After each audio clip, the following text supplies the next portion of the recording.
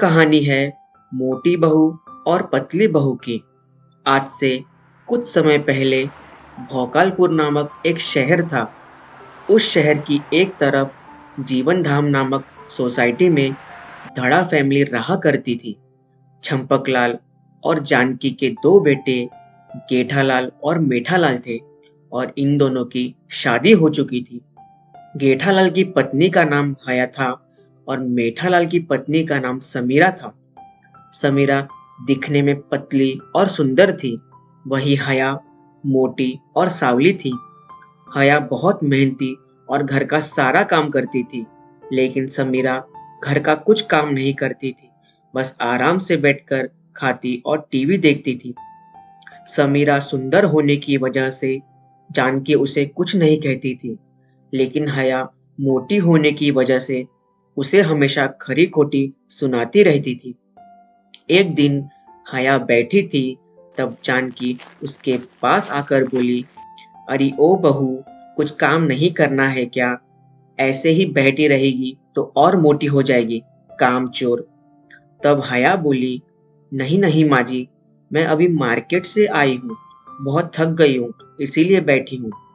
यह सुनकर जानकी बोली, दो कदम चलकर कौन सा थक गई है, जाकर काम कर, आलसी। यह सुनकर हया उदास होकर काम करने लगी। अगली सुबह हया केठालाल के पास गई और उसने कहा, चप्पू के पापा सुनिए, मैं इतना काम करती हूँ, फिर भी माँ जी मुझसे खुश नहीं होती, और समीरा कुछ नहीं करती, फिर भी माँ जी उसे सिराकों पर बिठाती है। यह सुनकर जेठालाल ने कहा, गोभी हया, तू कितनी मोटी है, तू अपना वजन कम कर, माँ तुझे भी प्यार करेगी। ऐसा कहकर जेठालाल ने हया की बात को मजाक में उड़ा दिया। यह देखकर हया बहुत दुखी हुई। कुछ दिन ऐसे ही चलता रहा। जानकी हर बात पर समीरा को ही सपोर्ट करती, लेकिन हया को जरा भी नहीं पूछती। यह देखकर हया दुखी दुखी सी रहती और दुखी होने की वजह से वह ज्यादा खाना लगी, जिससे वो और मोटी हो गई। हया को देखकर जानकी उससे बोली, अरे ओ मोटी बहू, तू पहले आलू की बोरी थी, अब तू धीरे धीरे हाथी बन गई है और कितना फूलेगी, एक दिन फट जाएगी। यह सुनकर समीरा जोर जोर से हंसने लगी, जिसे देखकर हया रोते रोते अपने कमरे में गई और उदास होकर बैठ गई। थोड़े दिन और बीत गए और एक दिन जेठालाल और मेठालाल को कुछ जरूरी काम आ गया।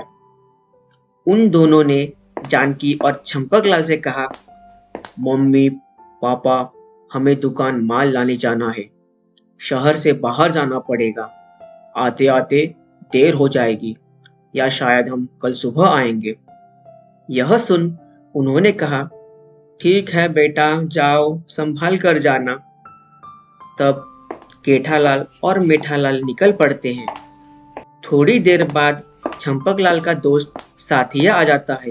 वो चंपकलाल से कहता है, यह चंपक, आज घर में सत्संग है, चल जाते हैं, भाभी आप भी आओ। तब जानकी कहती है, नहीं नहीं, मेरी आज तबीयत ठीक नहीं है, मैं नहीं आ पाऊंगी।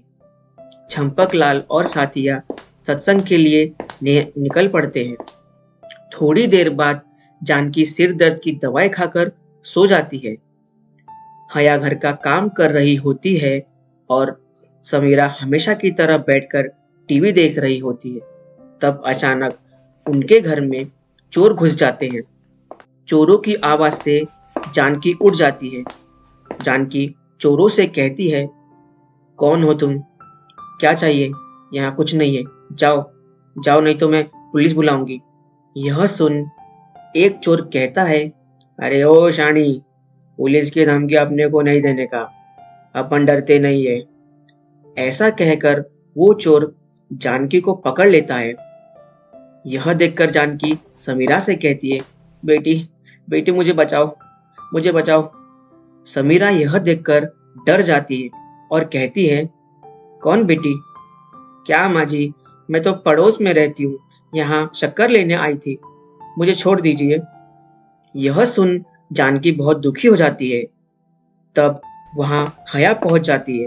हया मोटी होने की वजह से बहुत शक्तिशाली होती है। वह जानकी को मुसीबत में देखकर चोरों की पिटाई कर उन्हें भगा देती है। यह देखकर जानकी को अपनी गलती का एहसास होता है और वो हया से माफी मांगती है और समीरा को उसके हरकत के लिए बहुत डांटती है। उस दिन के बाद से उस घर में खुशी लौट आती है और हया भी खुशी से रहने लगती है। हमें इस कहानी से यह सीख मिलती है कि हमें किसी भी इंसान के रूप या रंग को देखकर उससे गलत व्यवहार नहीं करना चाहिए। अगर आपको हमारी कहानी पसंद आई तो हमारे वीडियो को लाइक कीजिए, शेयर कीजिए और हमारे चैनल को सब्सक्राइब कर दीजिए।